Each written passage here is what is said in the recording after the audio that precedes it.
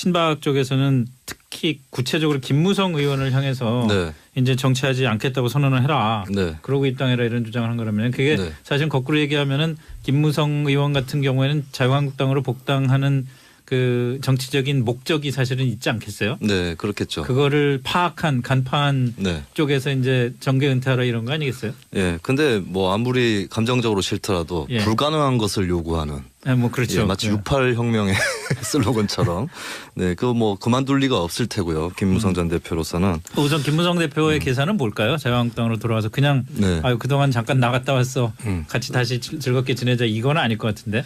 일단 복당파하고 이제 자유한국당 내 비박 세력들, 네. 특히 이제 박근혜 대통령 탄핵에 찬성표를 던졌던 네. 그 블럭을 다시 복원을 하려고 하겠죠.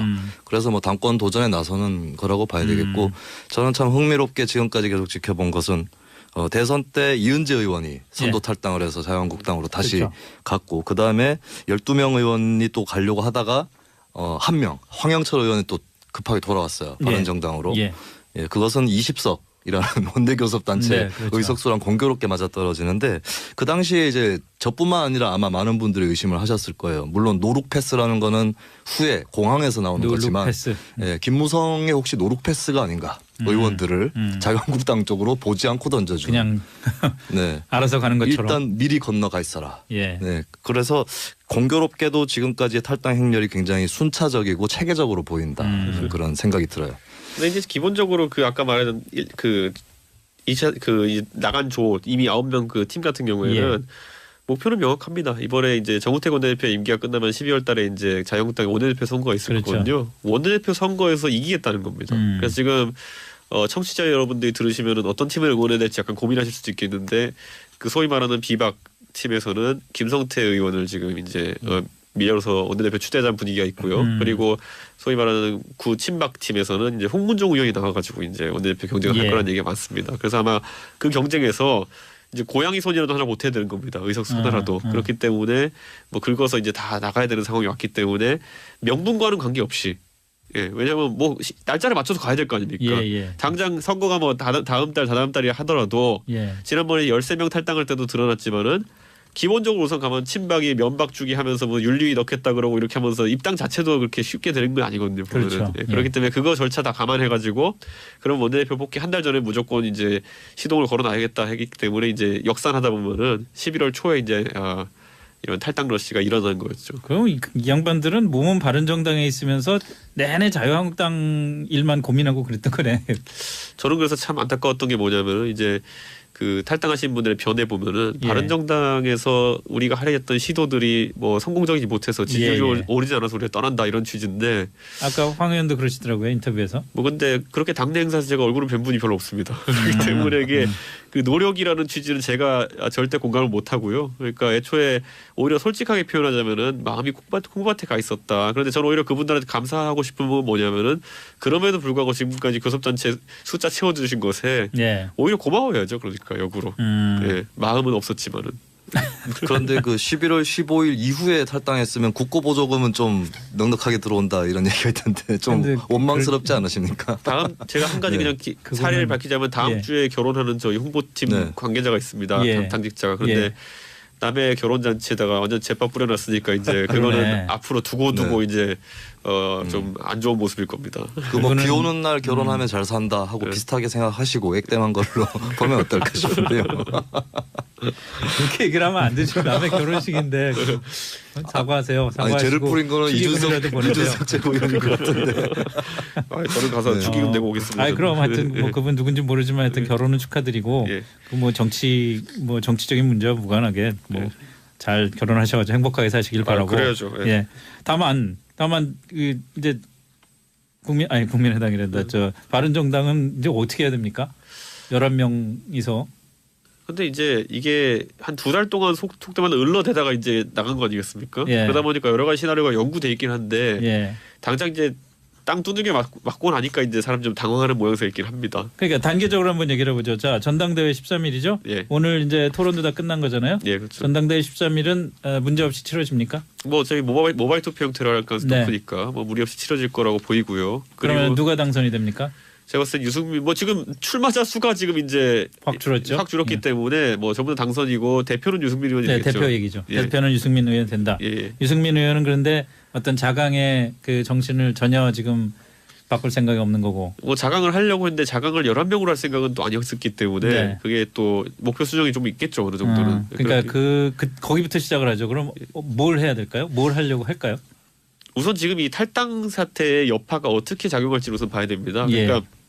우리 정치사에 보면 내가 하는 것보다 남들 때문에 이제 변화가 일어나는 경우가 많은데 바른정당은 이미 예전에 13명 탈당할 때 한번 그 부스터 효과를 경험해봤기 때문에 근데 그 당시에는 오히려 유승민 의원이 대선 끝난 다음에 내가 책임지겠다면서 좀 수면 아래로 들어가면서 선거 때까지만 딱 부스터 받고 그 다음에는 사라졌거든요. 그 예, 선거가. 예. 근데 이번에는 어떻게 그걸 또 살려내면서 뭐 당원들을 모으고 할지에 대해서는 아마 고심을 좀 해야 될 겁니다. 그거는. 김세민은 전망이 어떻게 될 거라고 보세요? 바른정당. 이 4대강 쪽에 보면은 네. 역행 침식 현상이 일어난 적이 있죠. 아, 그건 또 뭔가요? 그 지방 하천에서 이제 강 본류로 예, 예. 이렇게 물이 합류되는 흘러들어오는데. 그 아, 예. 시점인데 이제 거기서 본류에서 깎여나가는 하천이 깎여나가는 예, 현상들이 예. 벌어집니다. 이게 무슨 뜻이냐면 저는 이제 남아 계시는 11명 의원의 어떤 성분 분석을 해보는 예. 정치 화학보다는 정치 지질학적인 측면에서 접근을 하자면 계속 깎여서 나갈 확률이 높다. 11명조차도 추가 탈당. 예, 이것은 이제 당의 성격을 떠나서 예전에 진보 진영에서의 어떤 통합과 재분당 뭐 이런 예. 사태에서도 일어났던 건데 남아 있는 자강파조차도 시간이 지나면 통합파로 바뀌는 이런 현상들이 또 일어나는 것이 있거든요. 그런 의미에서는 죄송스럽지만 더 이탈할 가능성이 있고 상당히 이제 쓸쓸해질 가능성이 있다. 근데 저는 여기에 이제 뭐 조언을 해드리자면 예. 사람을 잡지 못한다면 가치라도 좀 선명하게 가져가는 그래서 중장기적인 앞날을 도모하는 것이 유일한 방법이라고 보고요. 그런데 근데 진보 정당이 예. 중장기적으로 도모해서 잘 된 케이스 있어요? 중장기적으로 그거라도 안 하면 안 된다는 것이죠. 그럼 어떡할까요? 그럼 더 흐릿하게 뭐 잘 된 걸 추천해야지 그거를. 그렇다면은 통합을 하셔야 될 거예요. 그렇게 그런 식으로 논의를 이끄시면 그러니까 그 선명성이란 건 굉장히 뭐 이상적으로는 중요한데 네. 여기서 지금 바른정당의 선명성을 유지하면서 초민이 정당으로 버틴다. 더군다나 내년 6월 지방선거를 앞두고 네. 그게 어떤 의미가 있을까요? 일단 근데 지적을 좀 하자면 지난 대선 때 유승민 후보가 보여준 모습은 홍준표 후보와는 크게 차이가 있었습니다. 네. 근데 그 이후에 대선 이후에 바른정당의 모습이 과연 네. 자유한국당하고 차별성이 있었느냐. 예, 그리고 유승민 후보가 얘기했던 중부담 중복지 이 노선에 걸맞은 정책과 실천이 나왔느냐 했을 때 예. 거기에 대해서는 바른정당에 대한 호불호를 떠나서 일관성이 없다라고 볼 수 있는 거거든요. 그러니까 최소한 그런 모습은 보이지 말아야 되겠다는 생각이 네. 들고 그 현실적으로 조언을 더 드리자면 유승민 의원도 사실 TK에서 정치를 했던 분이기 때문에 재통합에 대해서 생각이 있을 수 있어요. 그렇다면 분명히 기준을 정해놓고 자유한국당이 어느 정도까지 할 경우에 더 늦은 시점이 아닌 네. 적당한 시점에 합류해야겠다. 이 기준을 좀 스스로는 세워두시는 게 좋을 것 같습니다. 그 기준은 혹시 이미 세워진 거 아닌가요? 대외적으로도 네, 그렇죠. 자유한국당이 어떻게 변하면은 우리도 보수 대통합을 할 수 있다. 이건 천명을 해놓은 거잖아요. 천명을 해놓은 상태고요. 예. 그 안에서 이제 유승민 의원 같은 경우는 다른 사람들과 인식이 좀 다른 것이 지점이 어디냐면은 박근혜 대통령과 친박에 대한 청산. 오히려 유승민 의원은 박근혜 대통령 제명에 대해서 그렇게 강하게 얘기 안 합니다. 오히려 친박의 어떤 구조적인 그런 어떤 카르텔을 깨는 게 중요하고 첫째로는. 두 번째로는 중요한 게 뭐냐면 홍준표 대표 체제 자체도 봤을 때는 이건 청산의 대상이다라는 인식이 있어요. 그게 네. 하태경, 네. 유승민 두 분 공이 다. 그렇기 때문에 뭐 홍 대표가 뭐 개인적으로 뭐 한다 이런 문제보다도 저런 형태의 보수는 답이 아니다라는 인식이 예, 있기 예. 때문에 그걸 어떻게 이제 그래서 나오는 게 뭐냐면 양쪽 다 지도부 내려놓고 통합 전당대 하자는 이야기가 그런 맥락에서 나오는 건데 네. 그걸 홍 대표가 받아들일 가능성이 되게 낮죠. 홍 대표가 어떤 외부의 다른 일 때문에 어떤 대표를 사퇴하는 지난번처럼 그런 일이 나타나지 않는다면은 그 기회는 쉽지 않기 때문에 저는 그 부분은 아마 좀 오히려 단기적으로는 고려하기 어렵지 않나 생각이 됩니다. 하태경 의원은 아까 인터뷰하는데 네. 말씀하신 걸 들어보니까 보수 대통합이라고 제가 얘기를 했더니 자유한국당은 보수가 아니죠. 그냥 아예 못을 받고 네. 그렇게 얘기를 하시더라고요. 하태경 의원님 오히려 사석에서는 말이 그렇게 안 세신데 이 라디오만 잡으시면 무대 이게 체질이신가요?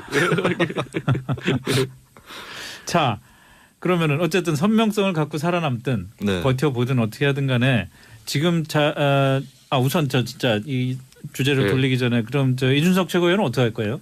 저는 자강파 중에 완전 자강파니까 그럼 내일 보궐선거도 있고 예. 지역구 열심히 현재 준비해야죠. 뭐 흔들림 없이 저는 근데 사실 뒤집어 말하면요. 예. 제가 한국당에 가는 것도 뭐 자연스럽지 않은 건 아닌데 예. 오히려 제 입장에 봤을 때는 저는 근데 별로 땡기지가 않더라고요. 아까 말한 동일한 이유로. 왜냐하면 저는 제가 예전에 새누리당 때부터 이제 소위 말하자면은 뭐 비대위 혁신 이런 거 하면서 했었기 때문에 과연 지금의 그러면은 노선을 추구하는 노선이 내가 생각했던 보수 정당의 노선인가라는 거에 대해서 크게 안 끌려요. 그러니까 이게 약간 관점 차이가 있었던 게 뭐냐면 어제도 제가 회의하면서 얘기했는데 아니 뭐 그 의원님들이야 어차피 현역이시고 이제 뭐 정치를 이제 하셔야 예. 되니까 다음 임기에도 했지만 저는 앞으로 30년은 해야 될지도 모르겠는데 예, 지금 뭐 여기서 각도 1도만 잘못 틀어도 그게 나중에 30년 뒤에 가면은 확 잘못될 수 있으니까 저는 지금 각도 잘 재서 움직이겠다고 이렇게 얘기를 했거든요. 근데 또 정치라는 게 특히나 우리나라 정치라는 게 한번 각도를 잘못 쟀어도 또 좀 있다가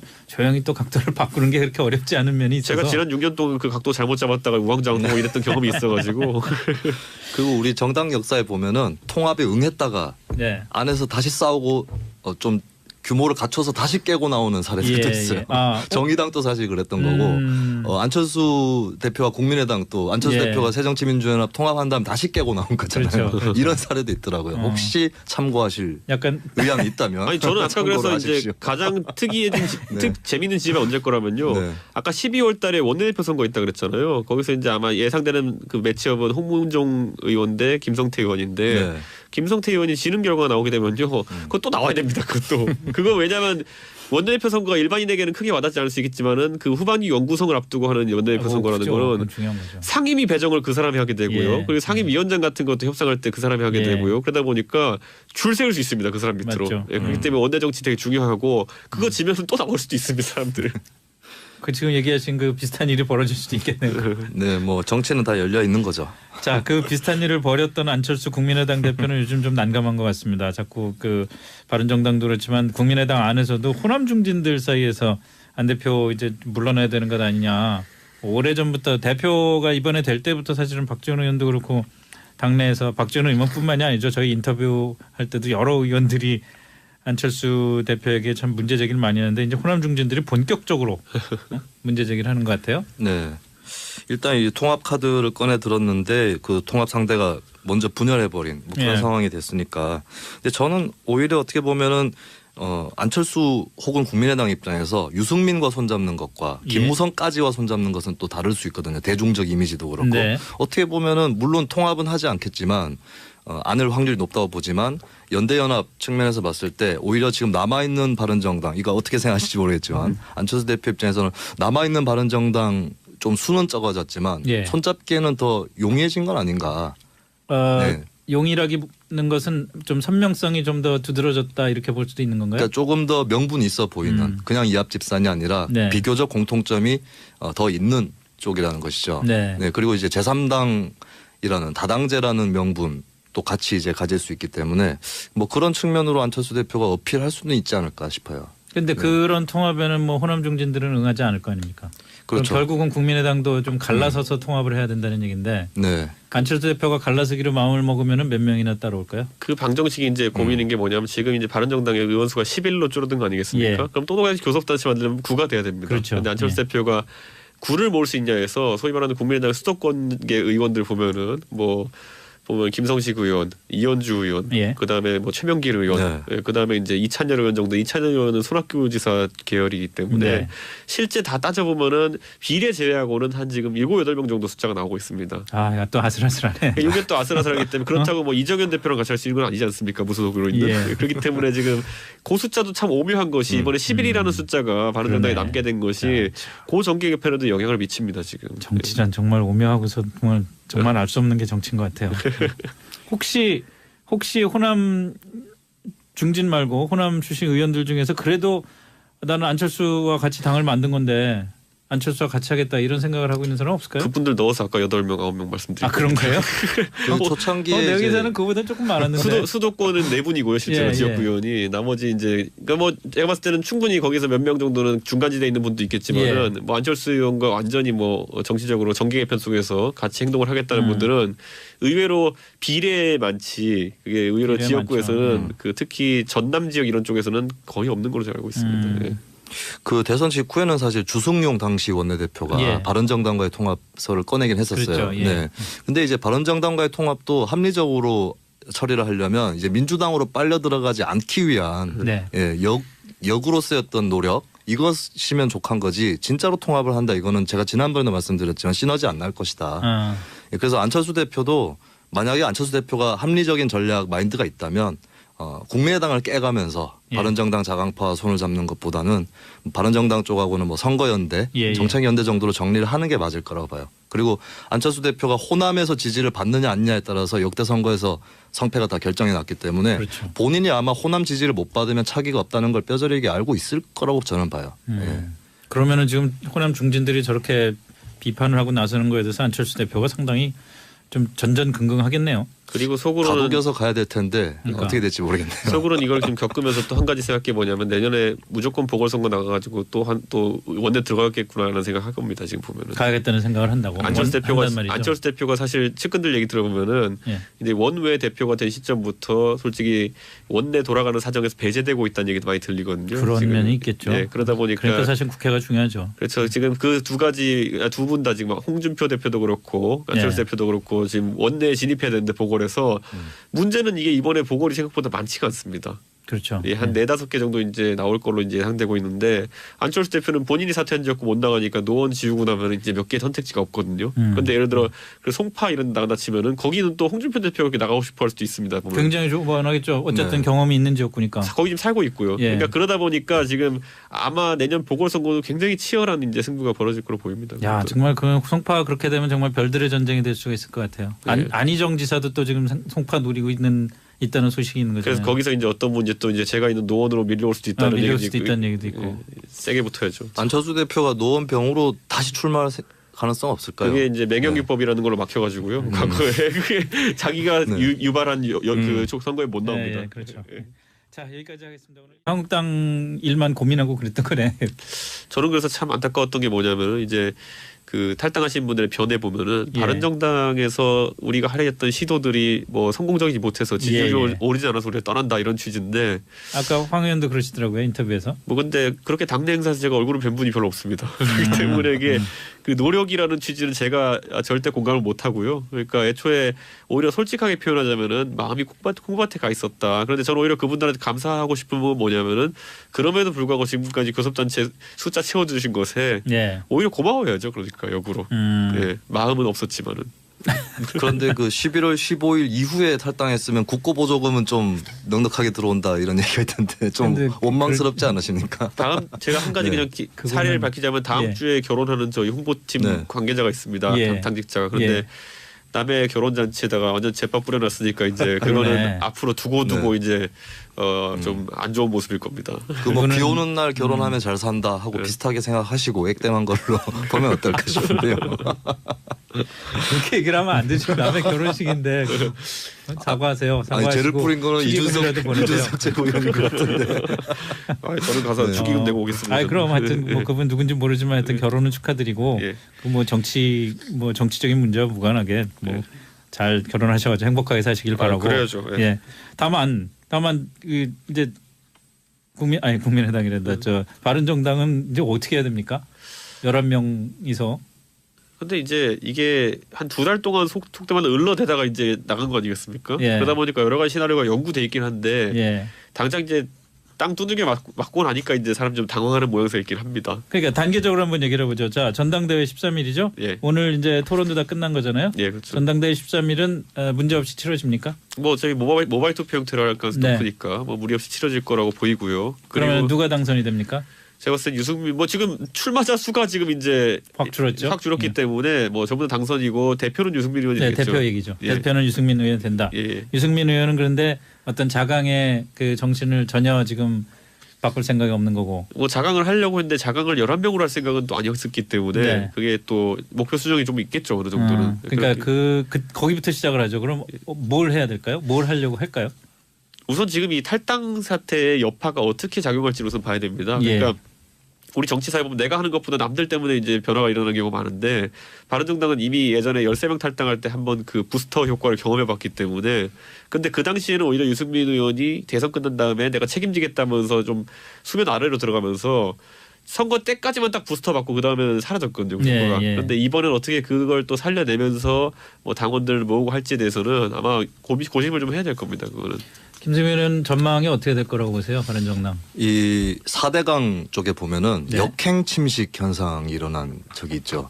아, 그건 또 뭔가요? 그 지방 하천에서 이제 강 본류로 이렇게 합류되는 그 시점인데 이제 거기서 본류에서 깎여 나가는 하천이 깎여 나가는 현상들이 벌어집니다. 이게 무슨 뜻이냐면 저는 이제 남아 계시는 11명 의원의 어떤 성분 분석을 해보는 정치 화학보다는 정치 지질학적인 측면에서 접근을 하자면 계속 깎여서 나갈 확률이 높다. 11명조차도 추가 탈당.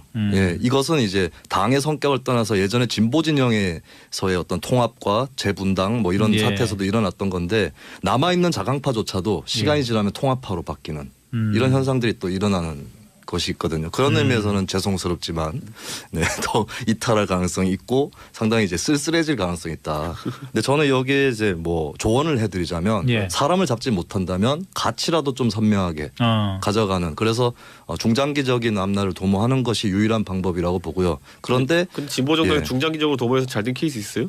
중장기적으로 그거라도 안 하면 안 된다는 것이죠. 그럼 어떡할까요? 그럼 더 흐릿하게 잘된 걸 추천해야지 그거를. 그렇다면은 통합을 하셔야 될 거예요. 그렇게 그런 식으로 논의를 이끄시면 그러니까 그 선명성이란 건 굉장히 뭐 이상적으로는 중요한데 여기서 지금 바른정당이 선명성을 유지하면서 초민이 정당으로 버틴다. 더군다나 내년 6월 지방선거를 앞두고 그게 어떤 의미가 있을까요? 일단 근데 지적을 좀 하자면 지난 대선 때 유승민 후보가 보여준 모습은 홍준표 후보와는 크게 차이가 있었습니다. 근데 그 이후에 대선 이후에 바른정당의 모습이 과연 자유한국당하고 차별성이 있었느냐. 그리고 유승민 후보가 얘기했던 중부담 중복지 이 노선에 걸맞은 정책과 실천이 나왔느냐 했을 때 거기에 대해서는 바른정당에 대한 호불호를 떠나서 일관성이 없다라고 볼 수 있는 거거든요. 그러니까 최소한 그런 모습은 보이지 말아야 되겠다는 생각이 들고 그 현실적으로 조언을 더 드리자면 유승민 의원도 사실 TK에서 정치를 했던 분이기 때문에 재통합에 대해서 생각이 있을 수 있어요. 그렇다면 분명히 기준을 정해놓고 자유한국당이 어느 정도까지 할 경우에 더 늦은 시점이 아닌 적당한 시점에 합류해야겠다. 이 기준을 좀 스스로는 세워두시는 게 좋을 것 같습니다. 그 기준은 혹시 이미 세워진 거 아닌가요? 대외적으로도 그렇죠. 자유한국당이 어떻게 변하면은 우리도 보수 대통합을 할 수 있다. 이건 천명을 해놓은 거잖아요. 천명을 해놓은 상태고요. 그 안에서 이제 유승민 의원 같은 경우는 다른 사람들과 인식이 좀 다른 것이 지점이 어디냐면은 박근혜 대통령과 친박에 대한 청산. 오히려 유승민 의원은 박근혜 대통령 제명에 대해서 그렇게 강하게 얘기 안 합니다. 오히려 친박의 어떤 구도 그것도 나와야 됩니다.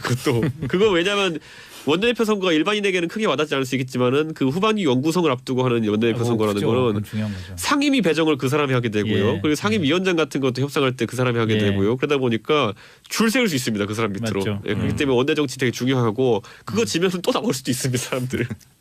그 지금 얘기하신 그 비슷한 일이 벌어질 수도 있겠네요. 네, 뭐 정치는 다 열려 있는 거죠.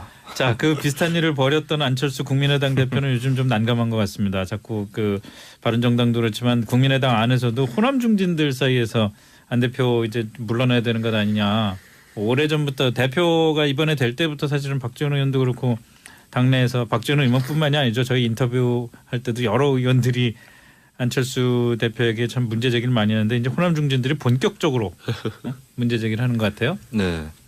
일단 이 통합 카드를 꺼내 들었는데 그 통합 상대가 먼저 분열해버린 뭐 그런 상황이 됐으니까. 근데 저는 오히려 어떻게 보면은 안철수 혹은 국민의당 입장에서 유승민과 손잡는 것과 김무성까지와 손잡는 것은 또 다를 수 있거든요. 대중적 이미지도 그렇고.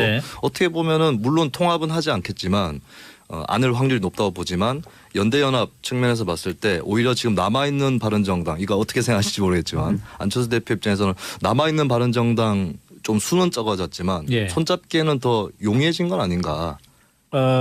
용이라기는 것은 좀 선명성이 좀 더 두드러졌다 이렇게 볼 수도 있는 건가요? 그러니까 조금 더 명분이 있어 보이는 그냥 이합 집산이 아니라 비교적 공통점이 더 있는 쪽이라는 것이죠. 그리고 이제 제3당이라는 다당제라는 명분 또 같이 이제 가질 수 있기 때문에 뭐 그런 측면으로 안철수 대표가 어필할 수는 있지 않을까 싶어요. 근데 그런 통합에는 뭐 호남 중진들은 응하지 않을 거 아닙니까?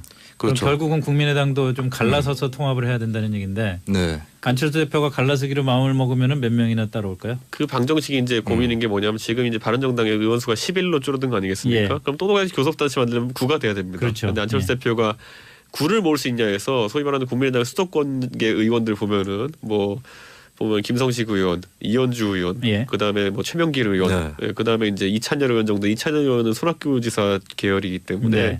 실제 다 따져 보면은 비례 제외하고는 한 지금 7, 8명 정도 숫자가 나오고 있습니다. 아, 또 아슬아슬하네. 이게 또 아슬아슬하기 때문에 그렇다고 뭐 이정현 대표랑 같이 할 수 있는 건 아니지 않습니까? 무소속으로 있는. 예. 그렇기 때문에 지금 그 숫자도 참 오묘한 것이 이번에 11이라는 숫자가 바른정당에 그러네. 남게 된 것이 그 정계 개편에도 영향을 미칩니다. 지금. 정치란 정말 오묘하고서 정말 알 수 없는 게 정치인 것 같아요. 혹시 호남 중진 말고 호남 출신 의원들 중에서 그래도 나는 안철수 친박 쪽에서는 특히 구체적으로 김무성 의원을 향해서 네. 이제 정치하지 않겠다고 선언을 해라. 네. 그러고 입당해라 이런 주장을 한 거라면 그게 네. 사실 거꾸로 얘기하면은 김무성 의원 같은 경우에는 자유한국당으로 복당하는 그 정치적인 목적이 사실은 있지 않겠어요? 네, 그렇겠죠. 그거를 간파한 네. 쪽에서 이제 정계 은퇴하라 이런 거 아니겠어요? 예. 근데 뭐 아무리 감정적으로 싫더라도 예. 불가능한 것을 요구하는 뭐 그렇죠. 예, 마치 68 혁명의 슬로건처럼 네, 그거 뭐 그만둘 리가 없을 테고요. 김무성 전 대표로서는 우선 김무성 대표의 계산은 뭘까요? 자유한국당으로 돌아와서 그냥 네. 아유 그동안 잠깐 나갔다 왔어. 음. 같이 다시 즐겁게 지내자 이건 아닐 것 같은데. 일단 복당파하고 이제 자유한국당 내 비박 세력들 네. 특히 이제 박근혜 대통령 탄핵에 찬성표를 던졌던 네. 그 블럭을 다시 복원을 하려고 하겠죠. 그래서 뭐 당권 도전에 나서는 거라고 봐야 되겠고 저는 참 흥미롭게 지금까지 계속 지켜본 것은 대선 때 이은재 의원이 선도 예. 탈당을 해서 자유한국당으로 다시 그렇죠. 갔고 그다음에 12명 의원이 또 가려고 하다가 한 명 황영철 의원이 또 급하게 돌아왔어요. 예. 바른정당으로. 예. 예, 그것은 20석 이라는 원내교섭단체 네, 그렇죠. 의석수랑 공교롭게 맞아떨어지는데 그 당시에 이제 저뿐만 아니라 아마 많은 분들이 의심을 하셨을 거예요. 물론 노룩 패스라는 거는 후에 공항에서 나오는 노룩 거지만 패스. 예, 김무성의 혹시 노룩 패스가 아닌가 의원들을 자유한국당 쪽으로 보지 않고 던져주는 그냥 네. 알아서 가는 것처럼. 일단 미리 건너가 있어라. 예. 네. 그래서 공교롭게도 지금까지의 탈당 행렬이 굉장히 순차적이고 체계적으로 보인다. 그런 생각이 들어요. 근데 이제 기본적으로 그 아까 말했던 나간 조 이미 9명 그 팀 같은 경우에는 예. 목표는 명확합니다. 이번에 이제 정우택 원내대표 임기가 끝나면 12월 달에 이제 자유한국당 원내대표 선거가 있을 그렇죠. 거거든요. 원내대표 선거에서 이기겠다는 겁니다. 그래서 지금 청취자 여러분들이 들으시면은 어떤 팀을 응원해야 될지 약간 고민하실 수도 있겠는데 그 소위 말하는 비박 팀에서는 김성태 의원을 지금 이제 밀려서 원내대표 추대하자는 분위기가 있고요. 그리고 소위 말하는 구 친박 팀에서는 이제 홍문종 의원이 나와가지고 이제 원내대표 경쟁을 예. 할 거라는 얘기가 많습니다. 그래서 아마 그 경쟁에서 이제 고양이 손이라도 하나 못해야 되는 겁니다. 의석수 하나라도. 그렇기 때문에 뭐 긁어서 이제 다 나가야 되는 상황이 왔기 때문에 명분과는 관계없이 예, 왜냐하면 뭐 날짜를 맞춰서 가야 될 거 아닙니까? 예. 당장 선거가 뭐 다음 달이 하더라도 예. 지난번에 13명 탈당할 때도 드러났지만은 기본적으로 우선 가면 친박이 면박 주기 하면서 뭐 윤리위 넣겠다 그러고 이렇게 하면서 입당 자체도 그렇게 쉽게 되는 건 아니거든요. 보면은. 그렇죠. 예, 그렇기 때문에 그거 절차 다 감안해가지고 그럼 원내대표 복귀 한 달 전에 무조건 이제 시동을 걸어놔야겠다 하기 때문에 이제 역산하다 보면은 11월 초에 이제 이런 탈당 러시가 일어난 거였죠. 그럼 이 양반들은 몸은 바른정당에 있으면서 내내 구조적인 그런 어떤 카르텔을 깨는 게 중요하고 첫째로는 네. 두 번째로는 중요한 게 뭐냐면 홍준표 대표 체제 자체도 봤을 때는 이건 청산의 대상이다라는 인식이 있어요. 그게 네. 하태경, 네. 유승민 두 분 공이 다 그렇기 때문에 뭐 홍 대표가 뭐 개인적으로 뭐 한다 이런 문제보다도 저런 형태의 보수는 답이 아니다라는 인식이 예, 있기 예. 때문에 그걸 어떻게 이제 그래서 나오는 게 뭐냐면 양쪽 다 지도부 내려놓고 통합 전당대 하자는 얘기가 그런 맥락에서 나오는 건데 네. 그걸 홍 대표가 받아들일 가능성이 되게 낮죠. 홍 대표가 어떤 외부의 다른 일 때문에 어떤 대표로 사퇴하는 지난번처럼 그런 일이 나타나지 않는다면은 그 기회는 쉽지 않기 때문에 저는 그 부분은 아마 좀 오히려 단기적으로 고려하기 어렵지 않나 생각이 됩니다. 하태경 의원은 아까 인터뷰하는데 네. 말씀하신 걸 들어보니까 홍준 보수 대통합이라고 제가 얘기를 했더니 자유한국당은 보수가 아니죠. 그냥 아예 못을 받고 네. 예 그렇게 얘기를 하시더라고요. 하태경 의원님 오히려 사석에서는 말이 그렇게 안 세신데 이 라디오만 잡으시면 무대 체질이신가요? 자 그러면은 어쨌든 선명성을 갖고 살아남든 네. 버텨보든 어떻게 하든 간에 지금 우선 저 진짜 이 주제를 네. 돌리기 전에 그럼 저 이준석 최고위원은 어떻게 할 거예요? 저는 자강파 중에 완전 자강파니까. 그럼 내일 보궐선거도 있고 예. 지역구 열심히 준비해야죠. 네. 뭐 흔들림 없이. 저는 근데 사실 뒤집어 말하면요. 예. 제가 한국당에 가는 것도 뭐 자연스럽지 않은 건 아닌데 예. 오히려 제 입장에 봤을 때는 저는 근데 별로 땡기지가 않더라고요. 아까 말한 동일한 이유로. 왜냐하면 저는 제가 예전에 새누리당 때부터 이제 소위 말하자면은 뭐 비대위 혁신 이런 거 하면서 했었기 때문에 과연 지금의 그러면은 노선을 추구하는 노선이 내가 생각했던 보수 정당의 노선인가라는 거에 대해서 그게 안 끌려요. 그러니까 이게 약간 관점 차이가 있었던 게 뭐냐면 어제도 제가 회의하면서 얘기했는데 아니 뭐 그 의원님들이야 어차피 현역이시고 이제 뭐 정치를 이제 하셔야 예. 되니까 다음 임기에도 했지만 저는 앞으로 30년은 해야 될지도 모르겠는데 예, 지금 뭐 여기서 각도 1도만 잘못 틀어도 그게 나중에 30년 뒤에 가면은 확 잘못될 수 있으니까 저는 지금 각도 잘 재서 움직이겠다고 이렇게 얘기를 했거든요. 근데 또 정치라는 게 특히나 우리나라 정치라는 게 한번 각도를 잘못 쟀어도 또 좀 있다가 조용히 또 각도를 바꾸는 게 그렇게 어렵지 않은 면이 있어서 제가 지난 6년 동안 그 각도 잘못 잡았다가 우왕좌왕하고 이랬던 경험이 있어가지고 그리고 우리 정당 역사에 보면은 통합에 응했다가 네. 안에서 다시 싸우고 좀 규모를 갖춰서 다시 깨고 나오는 사례들도 있어요. 정의당도 사실 그랬던 거고 안철수 대표와 국민의당 또 안철수 예. 대표가 새정치민주연합 통합한 다음에 다시 깨고 나온 거잖아요. 그렇죠. 이런 사례도 있더라고요. 혹시 참고하실 약간 의향이 있다면 아니 저는 아까 참고로 그래서 이제 하십시오. 가장 특이해진 네. 재미있는 지점이 언제일 거라면요. 네. 아까 12월 달에 원내대표 선거 있다 그랬잖아요. 거기서 이제 아마 예상되는 그 매치업은 홍문종 의원 대 김성태 의원인데 네. 김성태 의원이 지는 결과가 나오게 되면요.